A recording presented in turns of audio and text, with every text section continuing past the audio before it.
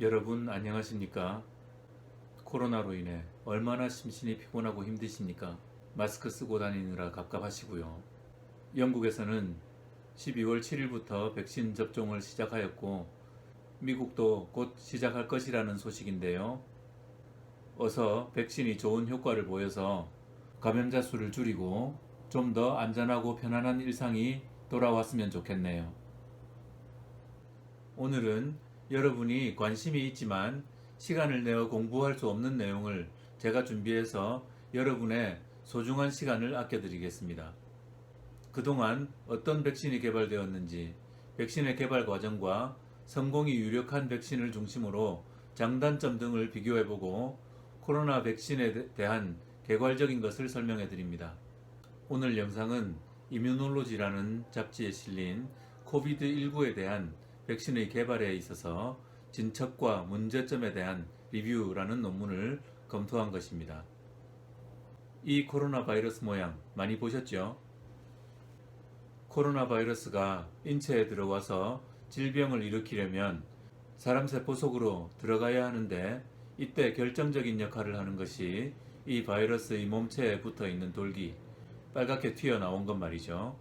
이것을 스파이크라고 하는데 이것이 인간 세포의 세포막에 있는 수용체에 붙는 역할을 합니다. 모식도로 표시하면 이렇습니다. 이 스파이크는 S 단백질이라고 하는 것으로 이루어져 있는데 이 중 S1이라고 하는 부분이 중요한 부분입니다. 그런데 바로 이것이 코로나 바이러스마다 달라서 서로 다른 항원성을 보입니다. 이것에 의해 인간 세포와의 결합 부위가 달라 다른 질병 경과를 보이게 됩니다. 코로나19 바이러스는 SARS 바이러스와 매우 유사합니다. 그래서 SARS 바이러스를 SARS-CoV라고 하고 코로나19 바이러스는 SARS-CoV-2라고 합니다. 여기서는 편의상 코로나19라고 하겠습니다. 코로나19와 SARS의 S 단백질의 S1 부분은 인간 세포의 ACE2라고 하는 수용체에 결합하고 메르스 바이러스의 S1은 DPP4라는 수용체에 결합합니다. 이 수용체들은 고혈압과 당뇨병에 밀접한 상관관계가 있습니다. 그래서 고혈압, 당뇨병이 코로나 바이러스에 감염되었을 때 고려해야 하는 중요한 기저질환이 되는 것이죠. 여하튼 코로나19와 SARS 바이러스의 S1이 유사하기 때문에 SARS 바이러스에 대한 항체가 코로나19에 결합하는지 실험을 했는데 결합하지 않았습니다. 이는 SARS에 저항력이 있어도 코로나19에는 저항력을 가질 수 없음을 뜻합니다. 따라서 코로나19의 S1에 대한 정확한 항체를 만들어내야만 면역력을 얻을 수 있게 됩니다. 반면 세포 면역에 있어서는 코로나19와 SARS 바이러스에 대해 교차 반응을 하고 바이러스의 완전 퇴치와 장기적인 면역력에 있어서 중요한 역할을 하기 때문에 세포 면역을 일으킬 수 있는지 여부가 또한 백신에 있어서 중요한 부분이 될 수 있습니다. 참고로 코로나19에 대한 일반인의 항체 보유율을 보니 극히 낮은 보유율을 보였으나 2015년에서 2018년까지 채취되었던 혈액의 34%에서 코로나19에 대한 세포 면역이 증명되었는데 이것은 이전에도 이 바이러스가 존재했을 수 있다는 것을 뜻하는 것이고 또한 세포 면역을 가지고 있는 사람은 항체가 없어도 이 바이러스에 대한 저항력을 이미 가지고 있고 이것이 무증상 감염자가 생기는 원인일 수도 있다는 것입니다. 보통 백신 개발은 10년에서 15년 정도 걸렸습니다. 지금까지 가장 빠른 것은 유행성 이하선염의 개발에 걸린 5년이었습니다. 그런데 현재 팬데믹 상황에서 긴급하게 1, 2년 안에 백신을 개발한다는 것은 상당히 무리가 따르겠죠. 임상 전 실험, 임상 1, 2, 3상 실험, 허가 등을 중첩된 기간 동안 시행하고 현재 상황에서 볼 수 있듯이 3상 임상이 진행되는 중에 긴급 허가를 받아 사용을 시작하게 된 것입니다. 장기적인 효과 및 부작용을 따지는 것은 현재로서는 뒤로 미뤄둬야 할 것 같습니다. 백신을 만들려면 우선 표적이 되는 물질이 무엇이 될 것인지를 정해야 합니다. 이것을 항원이라고 합니다. 먼저 얘기했듯이 S단백질의 S1 부분이 표적이 됩니다. 이 S단백질을 어떻게 인간의 몸에 넣어서 거기에 대한 항체를 만들어내게 하고 이 S1 단백질을 무력화시켜서 인간의 세포에 결합하지 못하게 하는 것이냐죠. S단백질을 만들어내게 하는 유전자를 주사하는 방법이 세 가지이고 나머지 한 가지는 S1 단백질을 포함한 바이러스 자체를 불활성화시켜서 주입하는 것입니다. 유전자를 이용하는 방법에는 첫 번째로 DNA, 두 번째로 mRNA, 세 번째 증식하지 않는 바이러스 벡터를 이용하는 방법이고 유전자를 이용하지 않는 나머지 한 가지는 불활성화 바이러스 백신입니다. 첫 번째로 DNA 백신입니다. DNA 백신은 미국의 이노비오사에서 추진하고 있는 백신인데 S1 단백질을 코딩하는 DNA를 포함하고 있는 플라스미드를 주사합니다. 이 플라스미드가 세포 내에 들어가기 위해서는 전기천공이라는 작업을 해야 하는데 주사 후 주사 부위에 전기 자극을 줘서 세포막에 변화를 줘서 쉽게 말해서 구멍을 뚫어주는 작업입니다. 그렇게 하여 이 DNA를 인간 세포 안에 집어넣습니다. 임상 1, 2상을 진행했는데 대부분이 면역 반응을 보였지만 체내 주입의 번거로움과 함께 이후에 진척된 발표가 없어 현재로서는 실용화의 한계를 보이는 것 같습니다. 두 번째는 mRNA 백신입니다. 이것은 모더나에서 개발한 mRNA 1273 그리고 화이자 바이오엔테크가 개발한 BNT162입니다. 이것은 S1 단백질 또는 RBD를 만드는 코드를 가진 mRNA를 주입하는 것입니다. 이 mRNA는 체내에 주입되면 세포 내로 들어가 리보솜 내에서 항원인 S단백질을 만들어냅니다.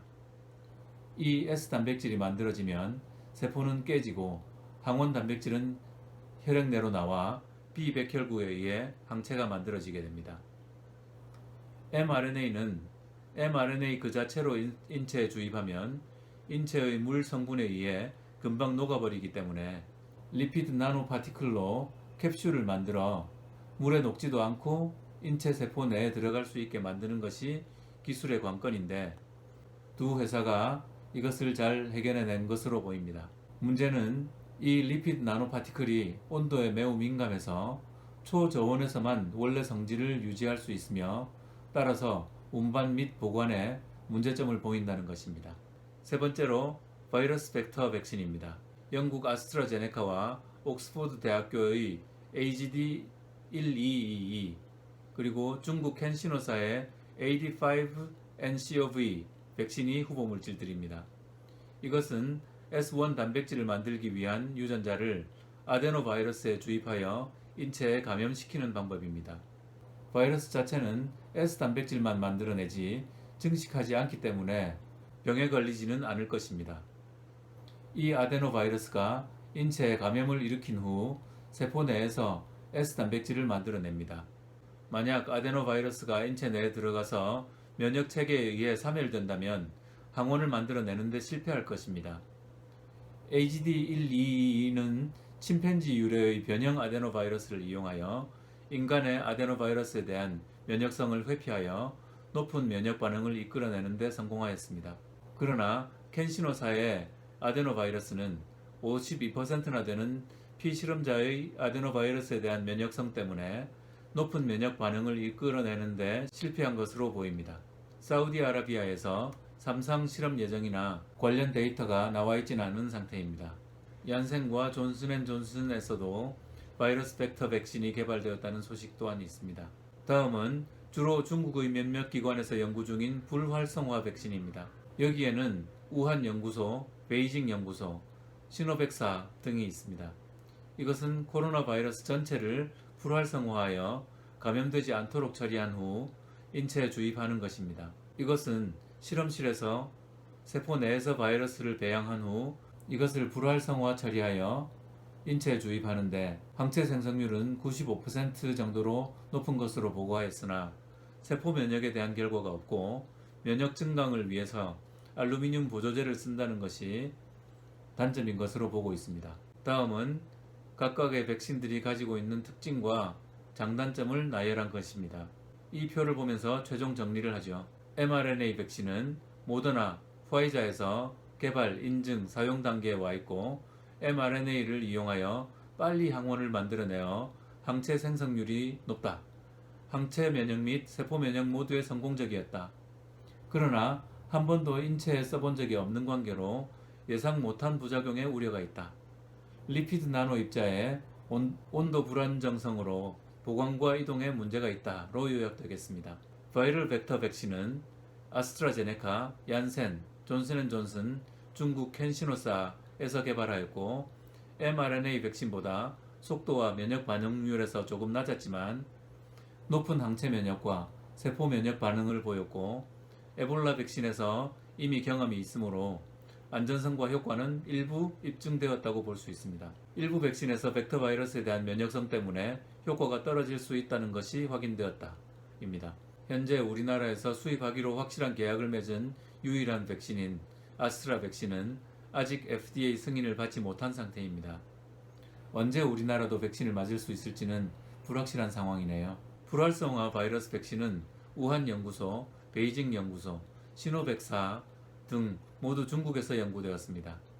mRNA 백신에 비해서 속도가 느리고 면역 반응은 항체 반응에 국한된 것으로 보여 미흡한 효과를 예상할 수 있습니다. 면역 반응 증강을 위해 알루미늄 증강제를 사용하게 되는데 반복 사용 시에는 문제점으로 작용할 수 있겠습니다. 시노백사의 백신은 3상 실험 겸으로 저가에 파키스탄, 인도네시아, 브라질 등으로 이미 수출을 하였다고 합니다.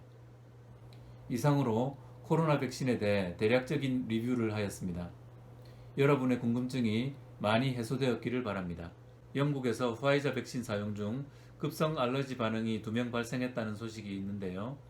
이전에 사용한 적이 없는 물질이라 예상 못하는 이상 반응이 발생할까 우려스럽긴 합니다마는 코로나로 인한 수많은 감염자와 사망자 또한 팬데믹으로 인한 경제적 손실, 불편함 이 모든 것이 어서 해소되는 날이 올 수 있기를 바라는 마음 간절합니다. 여러분 모쪼록 건강에 유의하시고 다음 영상에서 또 뵙겠습니다. 감사합니다.